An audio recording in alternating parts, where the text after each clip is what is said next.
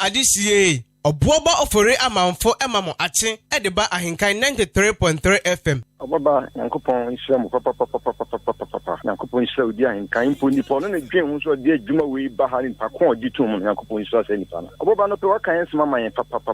Omo yankopon ka ho na de ka ho mo na yi akere. Obuoba manage ma ho fama se endemetimi nya because my trust every time. We a product, to be frank, you are a product that we have to be proud of you. Nyami shira obebre. I think the way you are asking your questions is very excellent and brilliant. I've spoken to about 45 media houses ever since the budget is read 3 days ago. By the way you are asking questions brilliantly, I don't think most media houses have it like that. Ghana Adisiye Obuoba Ofori Amanfo emamo ache edeba ahinkai 93.3 FM.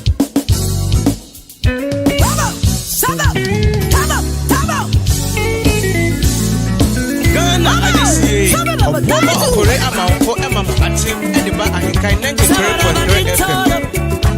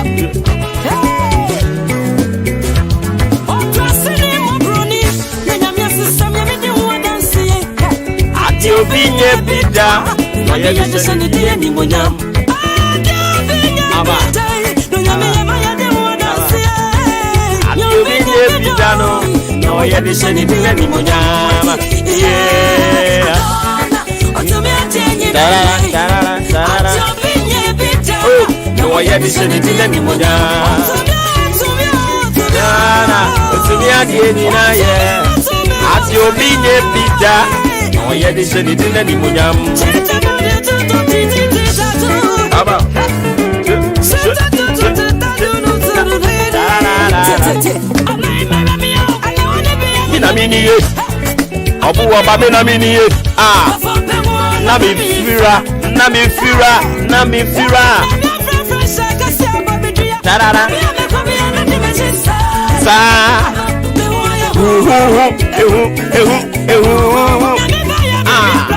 Come on. Saba.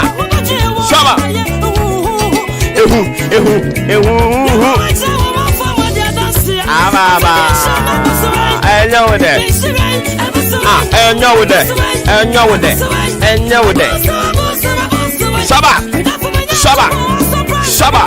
Come on.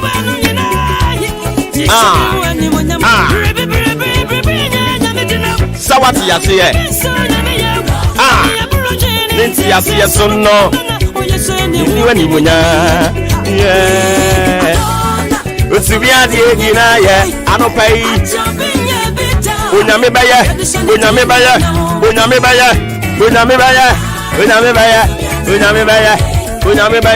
Obeye.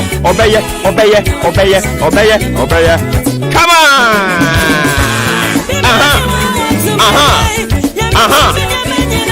Yes, I'm fast than I ye from us soon yankopon. Otiasifo yankopon no. Nya wahwe yen so aboye ho ban. Na dumne ahumo brado so amayen. Edi ntia no po ye kan tiasifo ho. Come on. Saba. Ubedi dance here. Come on. Roll it. Come on. Simbari. Sabarabadintari. Sibiribirintaba. Supelu. Come on.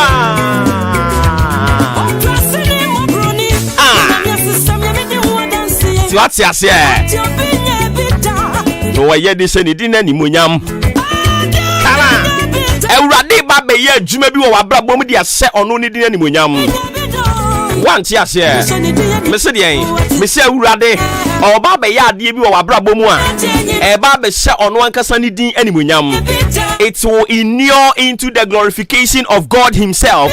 God is about to do something extraordinary. God is about to do something in your life, and it will be mind-boggling.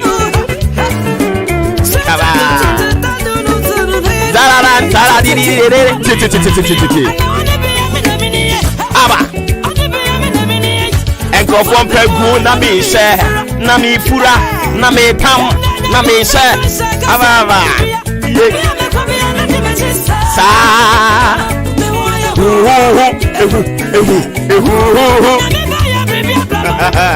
Come on. Eradi enwu yen animu ase a won so onwu animu ase. So what you say? Tara. Ebuso. Aba. Ano pay 19. Oh yeah, driver ni a 19. Uti efie. Obeko afuom ana ubepie akwa adwuma ubepie akwa abonten a onso ano pay won sana. Saba. Obaya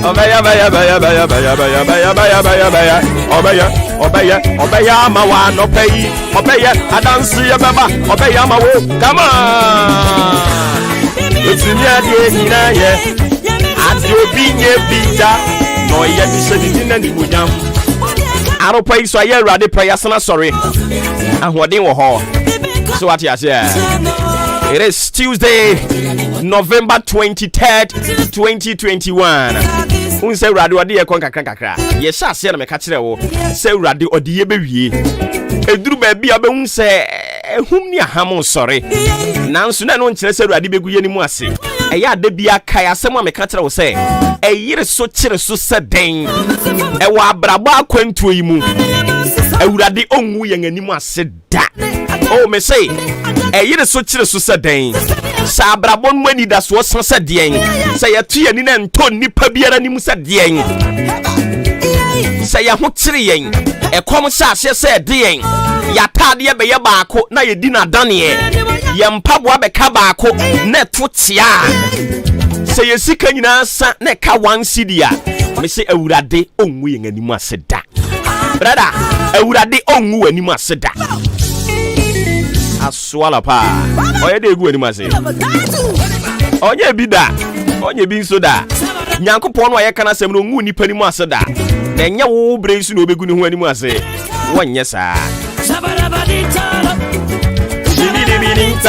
taba enu ntina no pay awurade de yankwa kyeye ne a na wo se yesan beto awsom kese no so for God and country unimu dada as usual enu an yesan konwa ye de bremo privilege to speak on behalf of the solid production team in town udi an kan kwa me yeboa one di animu omo aka nyina di agire ene ye ba ano pay so nsem ne do so yesin konwa ye de nyina de bremo ye beko achim odan na onum se odan en efiri nkwantanum ekopim ofuase ayire bi kwantempon no yehunu se contractors abakwan ne so a omoye ene ye de ani bedi akire na ya bringe wo up to speed nia ekoso ewo ho enomo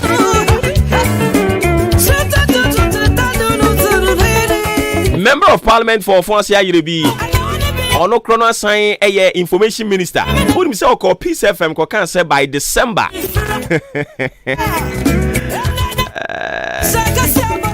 yes say asrewa osu agye nkuku esu a ne topai openi yara mo ahye mo so ne mo bo so ate ase ekwan kura fe no mgusu o mo de nwia di gusu a enwia no kura mo de gusu no kura apepe afa ho apepe ozo ti baby kire se December nkwa wie ne egusu hey openi asembe na woka no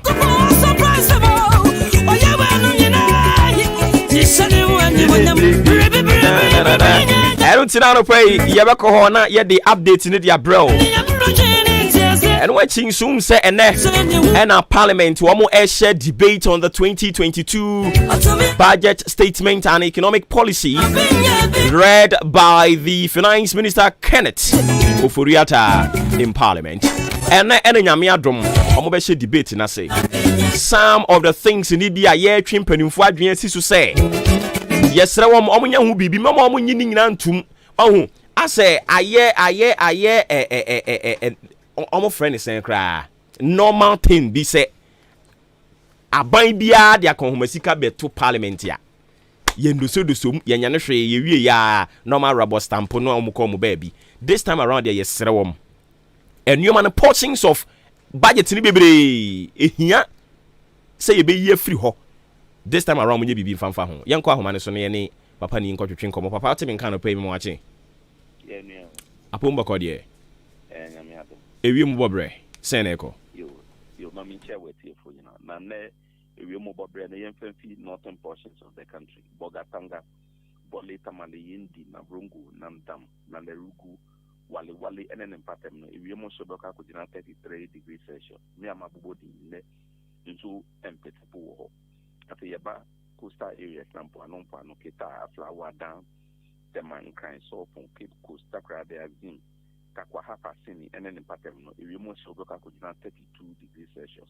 me amabobodi nso no e akọ 2 p.m. Cape Coast takwa hafa sini enen azim so be pete kakra ewo ho ati yeba inland areas na obo ase sunyan techiman kuma se bono kintampo edra enen patem no ewie mo so doka ko dina 32 degrees Celsius yama bobodi so no net so ento afi yeba eastern portions of the inland areas na asamanka sekopodia akimodan aboabo achiase asani bata bibini achiase akwetia suedu nsaba ene patem no ewie mo so doka ko dina 32 degrees Celsius yama bobodi so no bedi akwa ene popo wono so bepete kakra ewie ebo bedi a popo ne kwa ewo nti ewie mbobre no. Okay papa yedase bebre. Thank you. Bibi any ebesana ba. Good.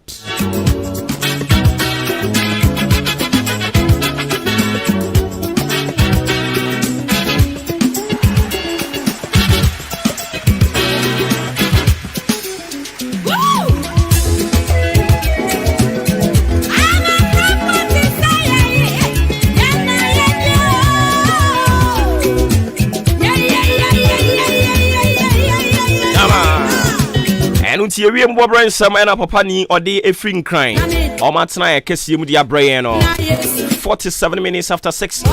Live on Ahinkana 3.3 FM. And unti asema na migusu ameka about the budget. You best read this current parliament. Say they should do something new. Abrabono, the normal outmoded way of doing stuff. This time around, we plead with them. They should do something. The budget ba parliament here. Na minority na sorry. Omube did this last minute. Yes, by consensus, unanimously. Omajiatum. Why no more dada no? Yay. So see, I want to say some of the minority MPs ni bia sorry na no krade and radia me hu ye krade ato forcing honorable or chere say honorable Kandapa ama parliament am chere the luxurious travels by the president no emua they will not approve it. Hey massa there are some things you shouldn't use them as a yardstick. Adia ne se nye mamu mienda mo ho mamu ko fufa niema bia wa wugiri se emwa minu mienu. We should stop that. We have gone past sa niema mama ye nyai. Oh my Ghana hia yen. Ghana ehia minority omye responsible. Ghana ehia minority a it won't be social media na omye loud mouth there be.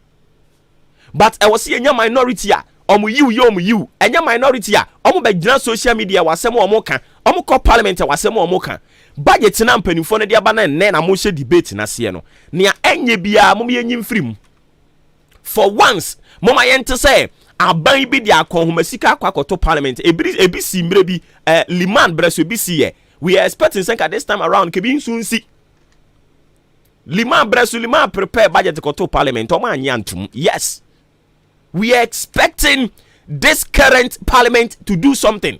It's a hung parliament and we don't have outright majority. Enti die bentina still are NDC MPs.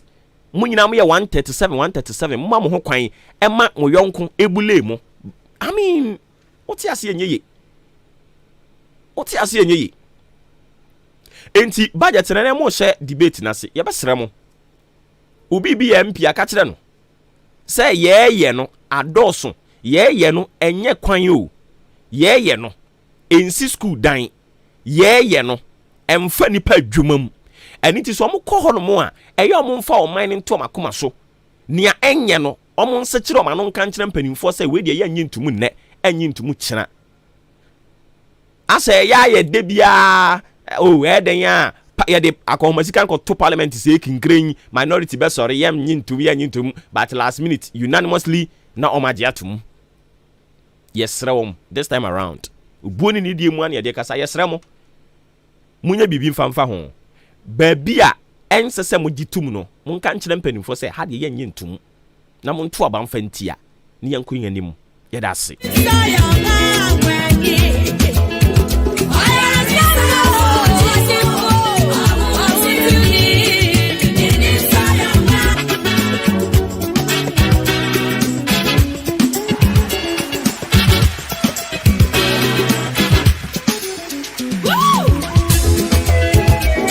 Enu ntia na ebedi nkomo nso dia fa eno nso so ho kakra na fe eno achi no nso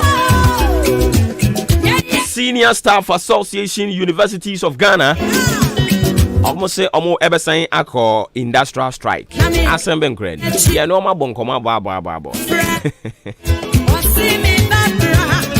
ano pay ye no be kasa ye bisa wo omo ya usapon pa ne sen because senior staff omo bre pa o no mo bon training ni e frɛ wo mo ne ya kan mo koma to mo ye mo behu emfon no ma san asɔre asembe nkred anytime no pay ye be hwe ne ye no mo asan kasa biom.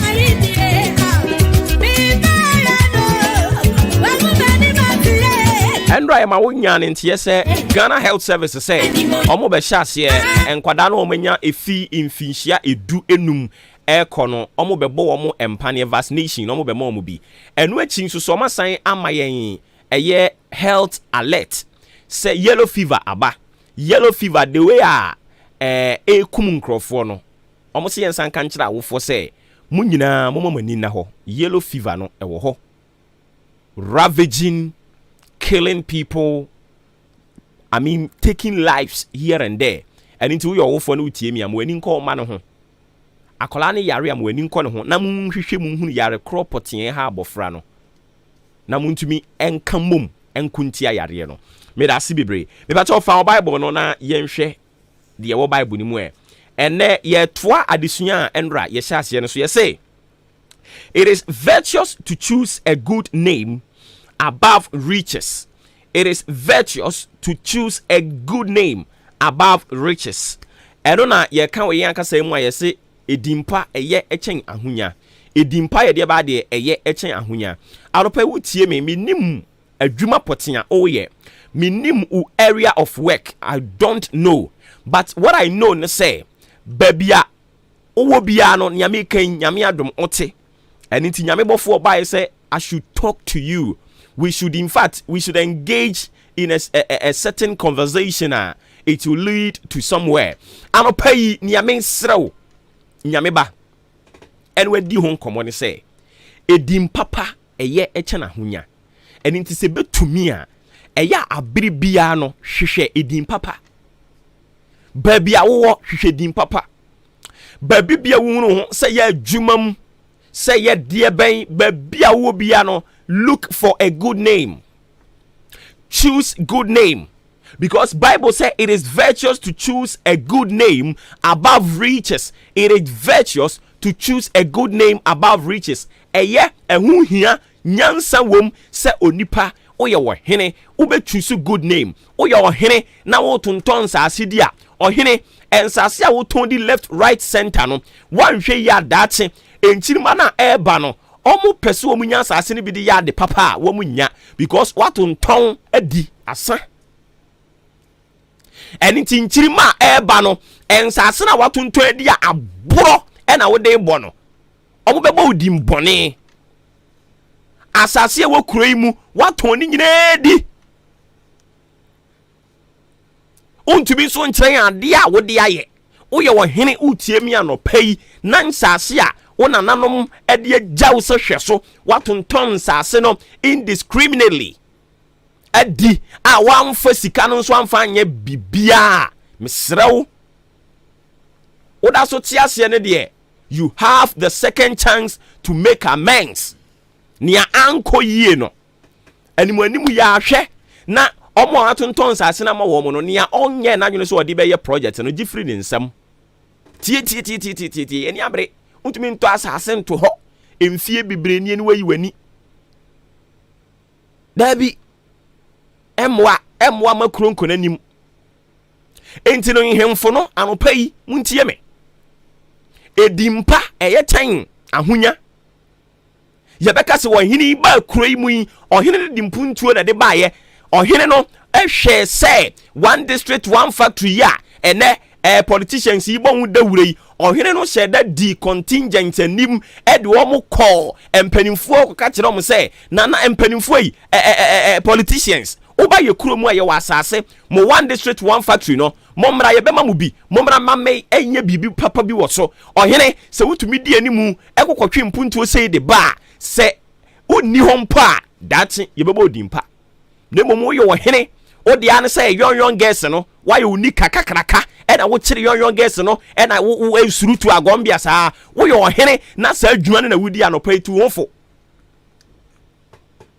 saa nika kakraka no a ehemfo hye no ye nyansa nika nanso ebi mu age saa nika na boso na nsem hunu ohene e na odidie ohene mu o mayo ano wo jwo mo saa Oni e wafuru aye sren na ebe pai se to bie ohini o ohini mua bie ensa bie wo Ghana dwaso wanim ohini ye de anke enim sanka ahemfo de anka dodo no snap ne apetesi no mo di gunsa enti no de anka omu nimpa bate ohini ahemfo ya ba contemporary chiefs na aba na nsan no adonko wonim ne yede ye kasapreko wonim ne yede ye madingo wonim ne yede ye simiso wonim ne yede ye ensan wo wiase ne Ghana ha nyina wo hene yi wonim ne nyina da chance wo wibi guess ohene mua guess wiwo musa wo de yire ho mesi wa furu wa ye hyerenhyeren no entu hofo ebegi se to adwemfi eya ne ya were wo se eyi empanimfo binom a wo ye nhemfo wo Ghana mpotem a yenim sen kampanimfo die ankomeko primpuntu aba no se ba bia anwoye okwachi mamu a omo problem okwa mamu a problem ho asante mamu problem bunu mamu problem central region problem enkran problem ehemfo na aba na nsan binom no wo ma adwene se aboro ene wo mu die wuo na wo nim se edimpa eye che na hunya kurobi so ahemfo mpanyimfo no uhunu bia otimi se opani de unye nyankopon nanso obetimi apreemte eda obewuo wo ani nanso so asase ne hwehwenim kura obekoton adi ohini to wofo ene binim de ntia message na to afa ahemfo ne ho no to wofo ohini to wofo na wo de oyo ohini wa wadwen se guess na aberi me bompa se nyankopon ma wunhia sesiregwe ene mayo na aba no wo be ran wa ma wo yembese me bompaye se wa soa wo pan a wo de wo pan ohene o ye de enim sanka wa dwene na wo sanka wo de eba bebu man wo de wo sisi na ebu man ohene wantu hofo a nyankopon be ma oba bia wonim style ye wo wiase a yetimi di kum nipa wo be hia me bompaye ohene biara ode ne pan ene di chichiri ni kuro awurade ma ni hia baaywa bi no mu ni sisi mu ewe Yesu din mu wo be bum se jein na wo be kira sem sane wo be kira wasemu di a kira ukuruma wo kuruma we ya ye be di bro nyai ohene aka be tre aboso kakra bia no atukwan aso koprim puntu aba woboa okuhia sire kwenfo no awurade ma wonhia sire kwen bi no mu sisi mu ohene won bu mu se jein won wow oso mu a obe wan ohene so pe obo so ani be hirete na wo fam na wu a wa hwe kwan ya bekofa so akyerekere won se mu akyere nyankopon ohene mu a ye de watena kurom guess no kuro awurade nyankopon ye wo kuro bi so mpanimfo bi kuro no mpanimfo kuro ni mu mpanimfo te se ahemfo no sub chiefs ne wo mo hempon no ankasa no omo ye no ma sada ba betena omo abobo anu be mo shabda betena guess ni twemu se enye anti adwana na ayini wo so no a ani akode wa hyehye pa wo hene ohene ne yare ehemfo ne yare ehemfo na akobo tenkuo no a asem omo kanie mompedi mpamfa makuro no mompedi mpamfa ma mo ho na ne amohwe mo yenie no ehemfo yare awurade he kire ma mense na mempon na ehemfo ne yare wo mo yare ehemfo ne yare o emaiwa ni twam no he gewe mare no na we so ono so se mare no ehemfo mpanimfo no we se mare no na omo de te ho awurade ma wunhyira ge bi no mu sisi mu ewe Yesu din mu efri na de kokosi afia wiye awurade ma ohene bi a why na dwene so odi ne sisi ne bebu man no awurade ma ni hyia ge bi ma ni hyia tough one solid awo be run no pa munsi na nya herete wo firi mu fia obetu ne ho fo na obepedi mpa e de amakuro no na wapedi mpa e de ama ne ho motonton kuro mu nsase no a momfa nya de papa bia guess na mo de wewom ohene kuro bi won potamo ya se wo mutwehia saa no a papa mpanimfo 70 80 any 65 ne yi no emaiwa ni twem o se gewe mare no ohene o nyame hu mobo o yare hu mobo papa Bible said dimpa eye eche na honya oyo ohene ene ehemfo ne yetena mo so oyo ohene a pe edimpa fama ho ehemfo ne bebre ape dimpa de amom kro ene uduru chebi a utumu si yiw kronie krofo ani abere uduru nkro ni bia utumu si yiw nkronie but wo dia mi bisa wo kuro no a wo firi mu no e hot sen e ho asem te sen wo de nyim emozin anope nyim but emozin e hot sen wo kuro mu ho ehemfo abra abone te sen mo we guess no ana acclaim chief I pray say you go meet some metabia where you go break your sisi ding wo firi mu fi abe say yes awurade nka ho na dom no so mfa mayen afi me mpa ya me sane se awurade ma ohene bia waso an sisi nya hemfo no nko a ye wo sub chiefs ni bi sub chief o so ye main chief o whatever chief o a wode ni sisi ba ye adwuma e free na kosi December awurade me mpa bo ne se mani nhia sle queen bi no mu ni sisi den ni ehwe kwa obefa so be kire ni nsi mu di a kire ni kuruma awurade adom nka wo ho sa hemfo no na ontumi na de omo anfo mo nko tu sle queen senfo ne nsem odi ni sika ni wia wasan bu ni sisi magu so